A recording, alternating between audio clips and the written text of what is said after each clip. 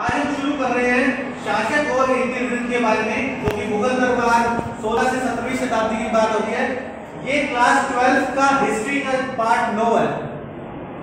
Part 9 history में शासक और इतिवृत्त के बारे में आज चर्चा करेंगे, पॉइंट वाइज पॉइंट किस तरह से समझते हैं। चलिए शुरू करते हैं। सबसे पहला पॉइंट है मुगल शासक और उनका साम्राज्य। अब हम जानते हैं मुगलों का साम्राज्य जो कि 1526 से शुरू हुआ था पानीपत की लड़ाई से। सबसे पहले बाबर ने यहाँ पर आक्रमण करके यहाँ पर अपना साम्राज्य की नींव रखी। बाबर के बाद हुमायूं के बाद धीरे धीरे अन्य जितने भी मुगल आते गए और उनके बारे में इसमें विवरण दिया गया मुगल शासक और उनका साम्राज्य, किस तरह उनका साम्राज्य बना। अब हम बात करते हैं सेकंड, इतिवृत्तों की रचना। इतिवृत्त क्या होते हैं? इतिवृत्त उन्हें कहा जाता है जो घटनाओं का वर्णन कालक्रम से बताते हैं। इतिवृत्त यानी कि जो भी घटनाएं घटी आ रही हैं उसका कालक्रम में जो भी डिजाइन होता है वो इतिवृत्तों में हमें मिलता है। अब इतिवृत्तों के बारे में हम देखते हैं, इतिवृत्त कौन लिखते थे? इतिवृत्त उस समय के लेखक जो दरबारी कवि होते थे वो इतिवृत्त लिखते थे। लेखक जो दरबारी कवि, और इतिवृत्त किसमें लिखी जाती थी? फारसी भाषा में इतिवृत्त लिखी जाती थी। इतिवृत्त को हम कैसे जानते हैं? अकबरनामा भी, शाहजहांनामा भी, आलमगीरनामा भी, ये भी एक प्रकार की इतिवृत्त है। इतिवृत्त का मतलब है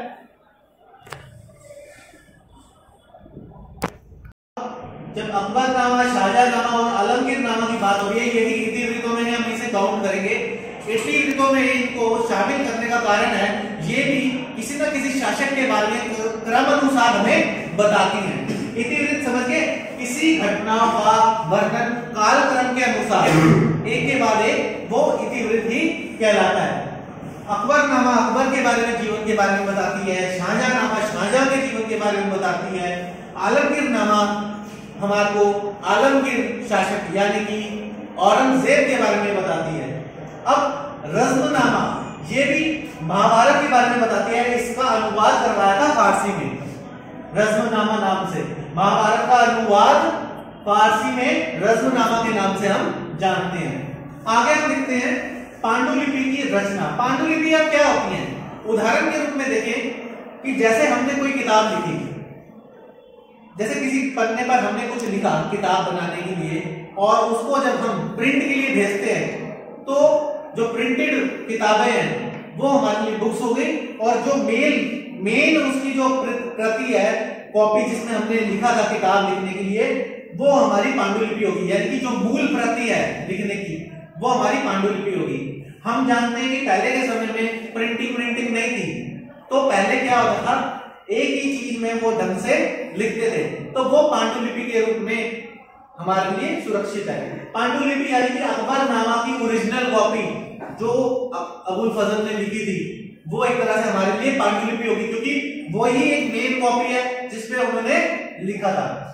पांडुलिपि की रचना। अब पांडुलिपि की रचना के लिए पूरा विभाग था। जैसे उसमें शाही किताबखाना था। किताबखाना जैसे वर्तमान में हम लाइब्रेरी देखते हैं, शाही किताबखाना में सुलेखक थे जो उसमें अंडरलाइनिंग करते थे, जिल्द साज थे जो पूरी किताब का जिल्द बनाते थे, पुस्तकार थे जो पन्नों को चमकाते थे, इसमें चित्रकार भी थे, सुलेखक भी थे। अलग अलग मतलब एक जो पूरी किताब थी वो अलग अलग फेज में अलग अलग लोगों के पास जाती थी। यानी कि जिल्द चढ़ाने वाला अलग है, उस पे लिखने वाला अलग है, उस पे ड्राइंग बनाने वाला चित्रकार अलग है। तो ये सारी पांडुलिपि इस प्रकार तैयार होती थी। अगला पॉइंट देखें, रंगीन चित्र। रंगीन चित्र यानी कि पांडुलिपियों में ही रंगीन चित्र किस प्रकार भरे जाते थे? रंगीन चित्र यानी कि कोई भी जैसे युद्ध का वर्णन करना हो पांडुलिपि में, तो युद्ध का एक चित्र बना दिया जाता था। खुशी का, महोत्सव का वर्णन करना हो तो महोत्सव का चित्र बना दिया जाता था। मतलब हमें ये समझना है पांडुलिपि में उस घटनाओं का वर्णन के साथ साथ चित्र भी हमें दिखते थे। अब चित्रकारों के नाम में हम देखें, मीर सैयद अली, अब्दुल समद, ये हुमायूं के समय के चित्रकार थे। आगे हम देखें अकबरनामा और बादशाहनामा के बारे में देखें। अकबरनामा 3 जिल्दों में विभाजित है। सबसे पहली आदम से अकबर के काल में 30 वर्ष की इसकी है। जो पहला खंड है इसका अकबरनामा का, आदम से यानी शुरुआत से अकबर के 30 वर्ष तक का इसमें वर्णन है। दूसरी जिल्द में 46वें वर्ष तक का वर्णन है, यानी कि 31 से 46वें वर्ष तक के अकबर का वर्णन है।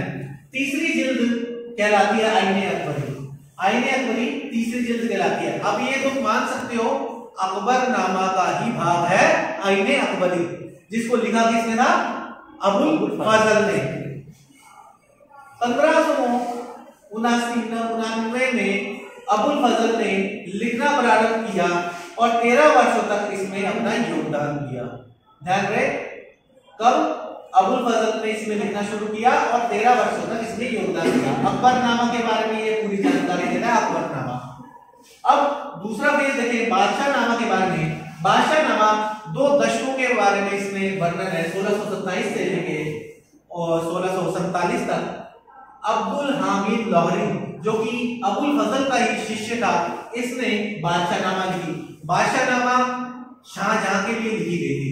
अब अकबरनामा अकबर के लिए, बादशाहनामा शाहजहां के लिए लिखी गई थी। अब हम इसकी अगली जो पढ़ी है आदर्श राज्य की, यानी कि उस समय के शासक, यानी कि अकबर के आगे आने वाले शासक भी ये दिखाया करते थे। यह एक दैवीय प्रकाश के रूप में यहाँ पर आए हैं और इनको ये सीधा जो वहां के इतिहासकार दरबारी थे ईश्वर से जोड़ते थे, यानी कि जो शासकों की आज्ञा है, शासकों का जो कथन है वो ईश्वर का कथन है, वो इससे जोड़ के देखते थे, यानी कि आदर्श राज्य के रूप में। अब छठा पॉइंट है सुले कुल, यानी कि ये एकीकरण का एक स्रोत था। सुले कुल यानी कि जब अकबर ने अपनी नीतियां अन्य शासकों के साथ अपनाई, जैसे राजपूतों के साथ एवं अन्य शासकों के साथ, तो उन्होंने एकीकरण का एक स्रोत का निर्णय के लिए सुले कुल की नीति अपनाई, यानी कि अन्य शासकों के साथ सुलह करके इस नीति का अनुसरण करना। सुलह कुल की नीति के तहत ही उन्होंने 1563 में तीर्थ यात्रा कर और 1564 में जजिया कर को समाप्त करवाया। आगे हम देखें सामाजिक अनुबंध के रूप में न्यायपूर्ण प्रभुसत्ता। सामाजिक अनुबंध का रूप अर्थात है सामाजिक अनुबंध, यानी कि ऐसा समाज के साथ कॉन्ट्रैक्ट स्थापित करना, समाज के न्याय सबको मिल सके। जितने भी वर्ग, जितने भी वर्ण उस समय अकबर के शासनकाल में रहते थे, सबके साथ एक सामाजिक अनुबंध स्थापित करना, यही ये पॉइंट दर्शाता है। अगला पॉइंट है आपका राजधानियां और दरबार। हम ये जानते हैं शुरुआत में लाहौर के बाद दिल्ली के बाद आगरा फतेहपुर सीकरी के करीब काफी सारी शासकों ने राजधानी अपनी बदली और बनाई, तो यही राजधानी और दरबार के पॉइंट में बताया जाता है। आगे हम देखें मुगल दरबार के बारे में। मुगल दरबार में विशेष रूप से शाहजहां के बारे में बताया गया है। शाहजहां का दीवाने आम और दीवाने खास, ये आम जनता के लिए था दीवाने आम और एक खास लोगों के लिए दीवाने खास। इसमें वो जिस तख्त पर बैठते थे उसे तख्ते मुरस्सा यानी और दूसरा तख्ते ताउस भी कहा जाता था। आगे हम देखें शाही नौकरशाही, यानी कि जो भी शासक के अंगरक्षक होते थे वो शाही नौकरशाही में आते थे। सिर्फ शासक के ही नहीं, उनकी राजकुमारियां, यहाँ उनके जो सगे संबंधियों के जो शाही लोग होते थे, उनके शाही नौकर भी होते थे, वो शाही नौकरशाही के अंतर्गत आते थे। आगे हम देखें जो पूरा मुगल दरबार का केंद्र में और प्रांतीय प्रशासन में दोनों में विभाजित था। केंद्र में एक सरकार यानी कि मुगल सम्राट देखे जाते थे, दूसरा प्रांतों में अलग अलग सूबेदार ये सब संभालते थे। 12वां पॉइंट हम देखें मुगल दरबार में धर्म प्रचारक, जेसुएट यानी कि ईसाई धर्म प्रचारक मुगल दरबार में आए। इसके अलावा अन्य धर्म के लोग भी अकबर के दरबार में आए, उन्होंने अपने अपने धर्म प्रचार की आज्ञा अकबर से ली। अकबर ने भी ये आज्ञा उन्हें दी ताकि वो अपने धर्म की अच्छी अच्छी बातें उन्हें बता सके। तो ये पूरा एक तरह से पूरा चैप्टर हमने डिस्कस करा, शासक और इंडिपेंडेंट मुगल दरबार पार्ट 9। आगे भी इस चैनल से जुड़े रहिए। धन्यवाद।